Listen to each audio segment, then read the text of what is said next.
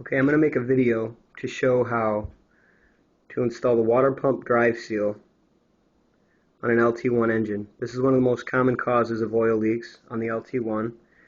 It's really tight. What a lot of people do without knowing is they just slide it onto the timing cover, they hammer it on, and then when they go to put the timing cover onto the engine, they notice that the gear breaks the paper. This is just cheap little cardboard. What I got here is my old one. I just rebuilt the engine on my car, so I've already done this on mine. This is the old one that I hammered off. And I did this one the same way that I just put the recent one on, and it didn't leak for 40,000 miles or so.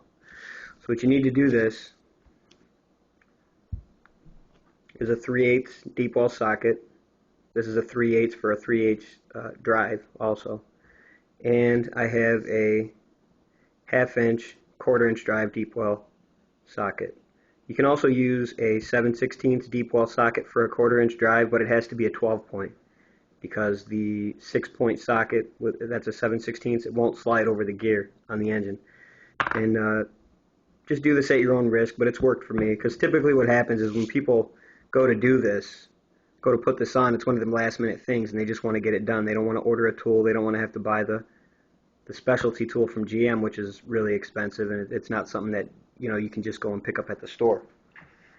So what I do is I take this 3/8 drive and I slide it through the back.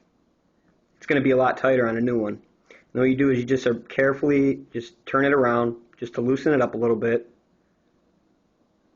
Then what happens after a second, you'll notice that it's, you're kind of breaking it in. Take it out.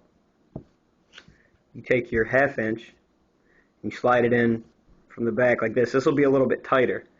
You just roll it in. Be really careful not to break it. And then once it's in, it's good. You'll notice that the cardboard on the front isn't tore up. If you tore it, you might as well just throw it away. If you tore anything, if you tore this black piece, just throw it away. You're going to have to get another one. And the only way that I know to get it affordably is by buying the entire timing cover kit. But you take that, then you slide this end over the water pump gear. And you take another socket. I used a 3/4 deep well. You just slide it over this, and you hammer the end of the 3/4 drive until it's in there nice and flush.